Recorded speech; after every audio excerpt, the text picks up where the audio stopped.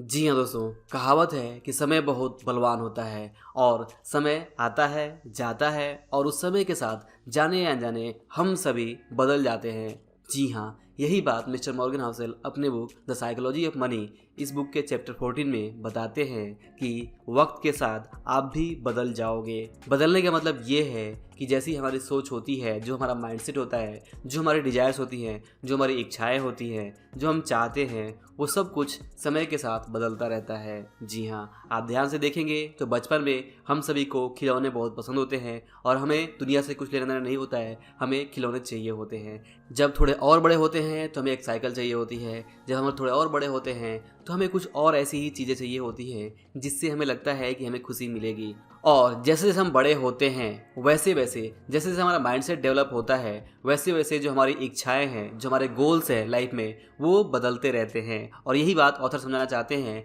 कि समय के साथ जो हमारा गोल्स है, जो हमारे डिजायर्स है, जो हमारे चाहते हैं, वो बदलते रहती हैं और इसका हमारे लॉन्ग टर्म फाइनेंशियल प्लान पे बहुत ज़्यादा असर होता है। और इसीलिए किसी भी पर्सन के लिए जब वो फाइनेंशियल प्लान बनाता है, तो जब वो लॉन्ग टर्म फाइनेंशियल प्लान बनाता है तो वो आज की कंडीशन को आज के अपने माइंडसेट के हिसाब से बनाता है और आज जो उसके सपने हैं, आज जो उसके डिजायर्स हैं, आज जो उसके गोल्स हैं, उसके हिसाब से वो चीज़ें बनाता है। जैसे कि मान लीजिए कि अगर कोई 25 साल की उम्र में अपना फाइनेंशियल प्लान बनाता है तो वो वहाँ पे हो सकता है कि एक अच्छा घर, एक अच्छी गाड़ी और इसके बारे में फाइनेंशियल प्लान बनाए। लेकिन जैसा कि हम सभी जानते हैं कि जैसा हम सोचते हैं वैसा ही होगा, ये बिल्कुल ज़रूरी नहीं है। और इसलिए समय के साथ चीज़ें बदलती रहती हैं। कभी इकोनॉमी में चेंज आते हैं, कभी रिसेशन आता है और ऐसी बहुत सारी चीज़ें होती हैं। अगर आप जॉब करते हैं, बिजनेस करते हैं, तो वहाँ पे भी आपको अलग अलग चीज़ों का सामना करना पड़ता है। जैसा हमने पिछली वीडियो में भी देखा था कि अगर आप कोई फाइनेंशियल प्लान बनाते हैं तो वो प्लान एग्जैक्टली वैसा ही काम करेगा, ज़रूरी नहीं है, वो प्लान फेल हो सकता है।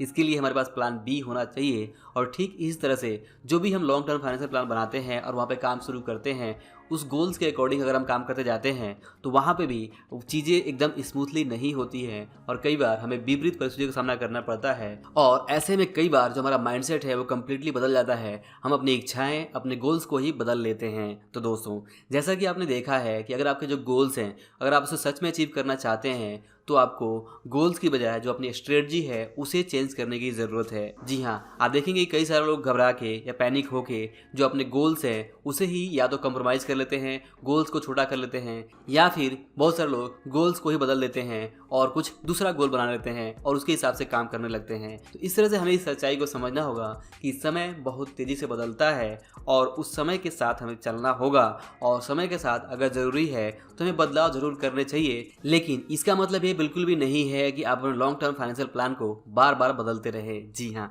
अगर आप चाहते हैं कि आपको कंपाउंडिंग का लाभ मिले, अगर आप चाहते हैं कि आपके इन्वेस्टमेंट में कंपाउंडिंग काम करे, तो इसके लिए बहुत ज़रूरी है कि जैसे चार्ली मंगर कहते हैं कि आपको अपने इन्वेस्टमेंट को बेवजह छेड़छाड़ नहीं करना है। लेकिन क्योंकि समय बदलता रहता है, परिस्थितियाँ बदलती हैं, हमारे खुद का माइंडसेट बदलता है, हमारा जो गोल्स है उस पर भी उसका असर होता है और इस वजह से कई बार हम अपने जो इन्वेस्टमेंट है, जो लॉन्ग टर्म इन्वेस्टमेंट है, उससे छेड़खानी करते हैं। उस इन्वेस्टमेंट को या तो ब्रेक कर देते हैं या फिर हम कुछ और करने की कोशिश करते हैं और इस तरह से जो लॉन्ग टर्म में हमें कंपाउंडिंग का लाभ मिल सकता था वो कंपाउंडिंग का लाभ हमें नहीं मिल पाता है। और इसी बारे में मिस्टर मॉर्गन हाउसेल यहाँ पे हमें समझाना चाहते हैं कि समय के साथ चीज़ें बदलेंगी, आपका माइंडसेट बदलेगा, आपके गोल्स में भी चेंजेस देखने को मिलेंगे। बट अगर आप सच में कंपाउंडिंग का लाभ चाहते हैं तो आपको अपने इन्वेस्टमेंट के साथ बेवजह छेड़छाड़ नहीं करनी है। समय के साथ आपको अपनी इनकम बढ़ाने के ऊपर काम करना है और इनकम बढ़ाने के साथ साथ आपको एक्स्ट्रा सेविंग करने के बारे में सोचना है, ना कि अपने लॉन्ग टर्म इन्वेस्टमेंट को छेड़छाड़ करके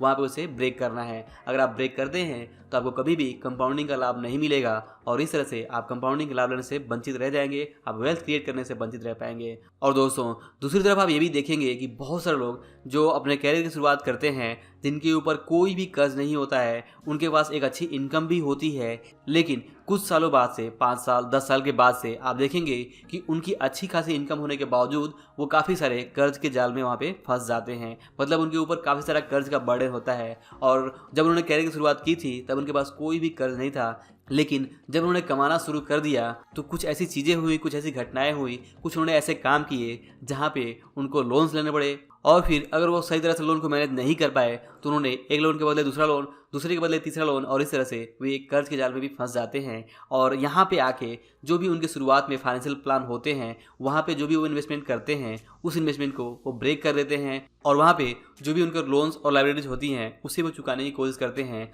तो ये भी ज़रूरी है कि अगर आपके ऊपर लोन्स है तो आप उसे समय से ज़रूर चुकाएं, बट साथ ही साथ आपको ये भी ध्यान रखना है कि अगर आप सच में लॉन्ग टर्म में वेल्थ क्रिएट करना चाहते हैं, कंपाउंडिंग का लाभ लेना चाहते हैं, तो आपको अपने लॉन्ग टर्म इन्वेस्टमेंट को ब्रेक नहीं करना चाहिए। और आपको इस तरह से प्लान करना चाहिए कि जैसे जैसे आपकी लाइफ प्रोग्रेस होती है तो आपके ऊपर बैड लोन्स ना हो, यानी कि आपके ऊपर बुरे कर्ज ना हो जो आपने यूं ही ले लिया और खर्च कर लिया, एंजॉय कर लिया, और वो आपको बाद में चुकाना पड़ता है, जैसे कि क्रेडिट कार्ड का कर्ज या फिर पर्सनल लोन का कर्ज या इस तरह के दूसरे कर्ज। अगर आपने होम लोन्स लिया हुआ है तो वो वहाँ पे एक अच्छा कर्ज हो सकता है। अगर आपने सोच समझकर होम लोन लिया हुआ है और एक घर लिया हुआ है, प्रॉपर्टी बनाई हुई है, तो वो एक अच्छा कर्ज हो सकता है। बट दूसरे जो भी लोन्स है वो वहाँ पे पूरे कर्ज की श्रेणी में ही आते हैं। तो जैसे जैसे आपकी लाइफ प्रोग्रेस होती है तो आपको ध्यान रखना होगा कि अपनी इच्छाओं को पूरा करने के चक्कर में, अपने जो भी डिजायर्स है उसे पूरा करने के चक्कर में आपको क्रेडिट कार्ड या दूसरे पर्सनल लोन के जाल में नहीं फंसना है और इससे दूर रहना है। तभी आप अपने फाइनेंसेस को बेहतर तरीके से कंट्रोल कर पाएंगे और सही तरह से मैनेज करते हुए आप कंपाउंडिंग का भी लाभ ले पाएंगे। क्योंकि जब आपके ऊपर कर्ज का बोझ नहीं होगा तो आप आराम से अपने दूसरे जब इस कर्जों को मेंटेन कर पाएंगे और अपने जो लॉन्ग टर्म इन्वेस्टमेंट है उसे आप सही तरह से कंटिन्यू कर पाएंगे। और कंटिन्यू करना ही सबसे ज़्यादा इंपॉर्टेंट है। और इसीलिए ऑथर मिस्टर मॉर्गन हसल कहते हैं कि जब भी आप लॉन्ग टर्म फाइनेंशियल प्लान बनाते हैं तो आपको इन सारी चीज़ों का ध्यान रखना होगा। एग्जैक्टली क्या होगा फ्यूचर में इसके बारे में कोई भी प्रिडिक्ट नहीं कर सकता, और इसीलिए हमने पिछली वीडियो में भी देखा था कि आपको एक प्लान बी बना के रखना होगा। आपके पास एक अच्छी खासी सेविंग, इमरजेंसी फंड, ये सब कुछ रखना होगा ताकि परिस्थितियाँ बदलने पे, परिस्थितियाँ विपरीत होने पे आप प्लान बी को वहाँ पे काम में ला सकें और आपके जो लॉन्ग टर्म इन्वेस्टमेंट है वो इससे प्रभावित ना हो। तो दोस्तों ध्यान रखिए कि समय के साथ चीज़ें बदलती जाती है, आपकी इच्छाएं भी बदलती जाएंगी, बट वहाँ पे आपको कुछ ऐसे मिस्टेक्स नहीं करने हैं जिससे कि आपका जो लॉन्ग टर्म फाइनेंशियल गोल है वो प्रभावित हो। समय के साथ अगर बदलाव आता है तो आपको अपने रास्ते बदलने हैं, ना कि आपको अपने गोल्स बदलने हैं। अगर आप गोल्स को बार बार बदलते रहेंगे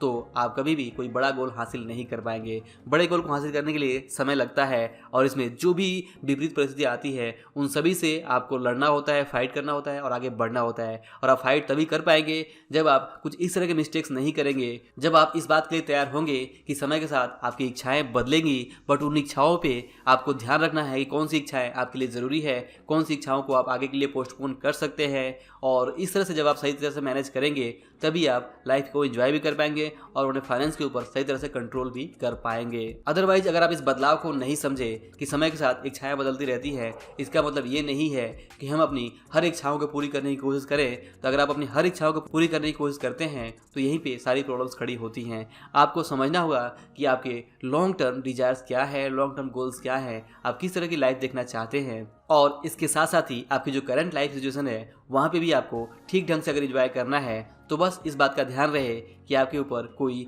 ऐसे कर्ज के बर्डन ना आ जाए जिसकी वजह से आपका जो फ्यूचर का जो लॉन्ग टर्म गोल्स है वो प्रभावित हो। और इसलिए इन बदलाव को आपको ध्यान रखने की ज़रूरत है कि समय के साथ ज़रूर चीज़ें बदलेंगी, तो वहाँ पे आपको इस बदलाव के लिए हमेशा तैयार रहना है और इस बात की पूरी कोशिश करनी है कि चाहे जो भी हो आप अपने लॉन्ग टर्म प्लान के ऊपर काम करते रहेंगे और साथ ही साथ आपकी जो करंट लाइफ स्टाइल है उसे भी आप ठीक ढंग से मैनेज करेंगे, बैलेंस करने की कोशिश करेंगे और किसी तरह से आप बुरे कर्जों के जाल में नहीं फंसेंगे। तो दोस्तों आई होप कि आप इस वीडियो समझ पाए होंगे कि कैसे चीज़ें समय के साथ बदलती हैं, कैसे हमारी इच्छाएं बदलती हैं। तो उस बदलाव को हमें एक्सेप्ट करना है और उस बदलाव के लिए हमें पहले से तैयार रहना है कि बदलाव आएगा, हमारी सोच बदलेगी, हमारी इच्छाएं बदलेगी, बट उन इच्छाओं को हमें ध्यान से समझना है और उन्हीं इच्छाओं के पीछे भागना है जो इच्छाएं सच में हमारे लिए ज़रूरी हो। और बेवजह हमें कर्ज के जाल में नहीं फंसना है, हमें अपने पर्सनल फाइनेंस के ऊपर काम करते रहना है और हमें अपने लॉन्ग टर्म इन्वेस्टमेंट के साथ कोई भी छेड़छाड़ नहीं करना है, अदरवाइज हमें कंपाउंडिंग का लाभ नहीं मिलेगा। तो दोस्तों अगर वीडियो पसंद आया हो, कुछ सीखने को मिला हो तो आप इसे लाइक और शेयर जरूर करिए और वीडियो के बारे में जो भी आपके विचार हो आप मुझे कमेंट करके जरूर बताइए। और अंत में इस वीडियो को पूरा देखने के लिए और हमारे साथ जुड़े रहने के लिए आप सभी का दिल से बहुत बहुत धन्यवाद।